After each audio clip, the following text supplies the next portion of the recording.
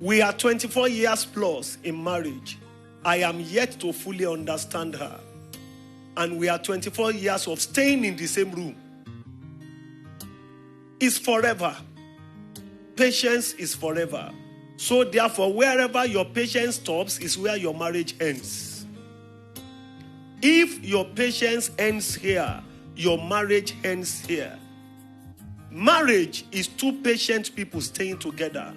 To build a home, therefore, you must cultivate patience. Nobody is just patient. You learn it. You learn it, please. You cultivate it.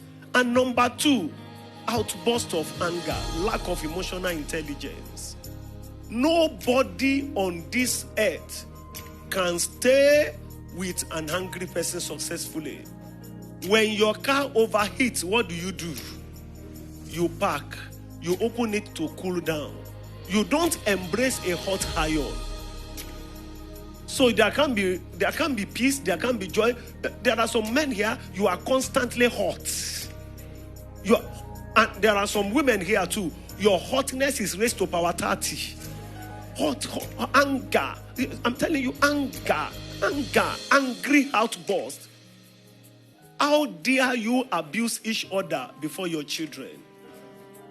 How dare you raise your voice that neighbors hear you? It's total irresponsibility. It means you are not even prepared to marry. How dare you raise your voice on each other? It's to show you lack capacity for emotional intelligence. I'm telling you, how dare you throw tantrums? How dare you jam the door and slam it? And even when we do that, it makes the other party more distant from one. Isolation, withdrawal. The more we don't throw tantrums, we do all those ones, the intimacy you are looking for get further from one.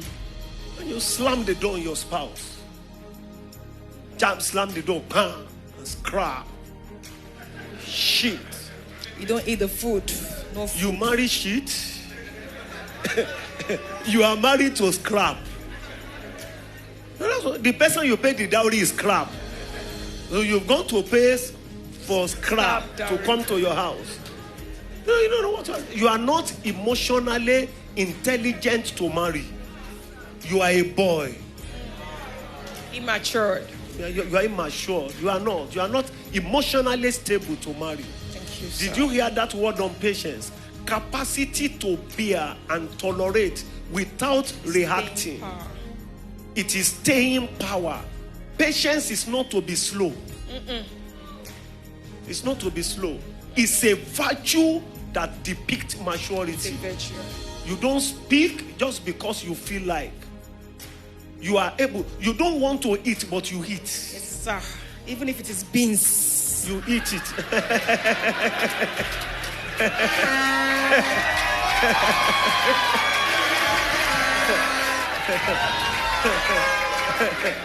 You know, I don't like beans. You know the truth. Because of the way we were raised, there are two things, gari and beans. I hate them that if I don't eat them the next 50 years, they are in my blood. You know, as you are looking at me now, beans is in my blood. Gari, when we were growing up, we ate beans to the extent that as God began to give us some money, the smell of beans. I was like, no. So we were closing from office one day. I told First Lady, I said, baby, quickly go home. I want to eat good food. I'm tired tonight. Let me eat good food. And please don't cook beans. I told her. She went home. As I was climbing, I was hearing the smell of beans. Burnt. It was not even being cooked. It was already burnt. She put the beans on fire and she slept off. But the truth is that there was no money that day. It was only beans that was in the house. Remember, I was pregnant. I was so tired. I needed to sleep. So this is the other's version of the story, sir. You see the two sides. There was a balance. You can see now that you need understanding. Yes, sir. I entered, I went to the kitchen, I removed the burnt offering to the Lord, I put it down, I went to the room, I woke her as she stood up because she was just with the clothes and everything. She stood up and ran to the kitchen. I said, no problem at all, baby. So we prayed and slept hungry, the two of us. No fighting, no anger, no reaction, no abuse. Thank you for all this. Hallelujah. There is no marriage that won't go through it.